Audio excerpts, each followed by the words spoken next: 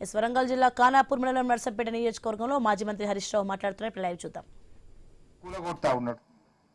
యాదాద్రి లక్ష్మీనరసింహస్వామి దేవాలయాన్ని అద్భుతంగా నిర్మించిన ఘనత కేసీఆర్ గారిది. హైదరాబాద్ లో విశాఖ పీఠానికి అద్భుతమైన సరస్వతి దేవాలయానికి స్థలాలిచ్చింది కేసీఆర్ గారు. కానీ రేవంత్ రెడ్డి ఏం చేసిండు?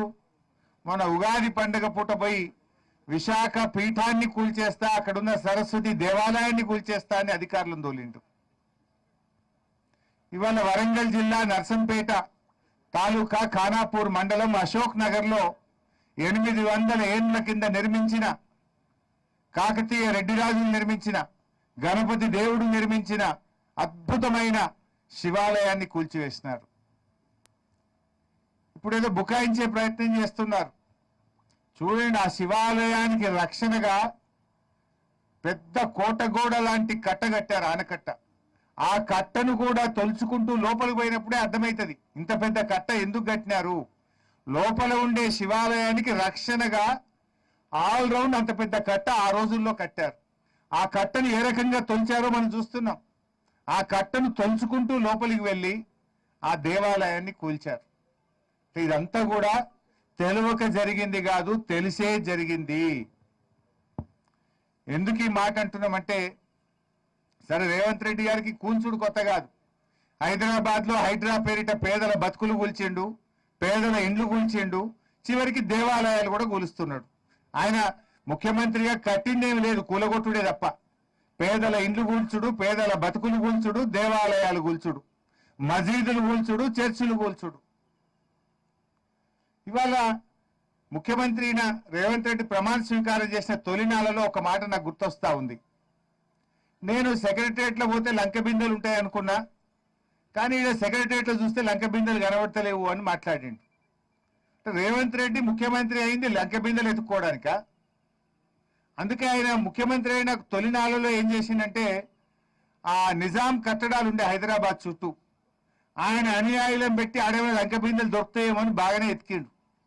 ఆ నిజాం కట్టడాలు, నిజాం చారిత్రక భవనాల చుట్టూ ఆయన అనుయాయులతో చాలా రోజులు ఎతికిండు. మరి ఆయన దొరికినాయో దొరకలేదో నాకు తెలియదు. ఇప్పుడు ఇక మన మీద పడ్డాడు, కాకతీయుల మీద.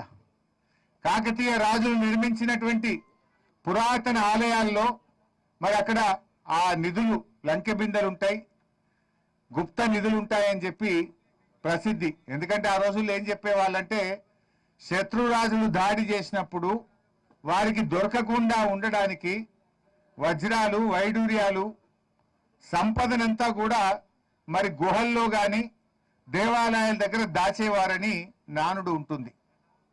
సో అందుకే రేవంత్ రెడ్డి గారు ఉద్దేశపూర్వకంగా, ఎందుకంటే ఆయనే విద్యాశాఖ మంత్రి, ఈ స్కూల్ ఇక్కడ శాంక్షన్ కాలే. ఫస్ట్ స్కూల్ శాంక్షన్ అయిన జాగా వేరే ఉన్నది, ఇదే కాన్స్టిట్యున్సీలో వేరే చోట జీవో వచ్చింది. అక్కడి నుంచి ఇక్కడికి మార్చడము, అర్ధరాత్రి పూట తవ్వకాలు జరపడం అంటే ఇది రేవంత్ రెడ్డి డైరెక్షన్ లో గుప్త నిధుల కోసం జరిగిన తవ్వకము. గుప్త నిధుల వేటలో 800 ఏండ్ల చారిత్రక సంపద శివాలయాన్ని కూల్చివేసిండు ఇవాళ రేవంత్ రెడ్డి గారు.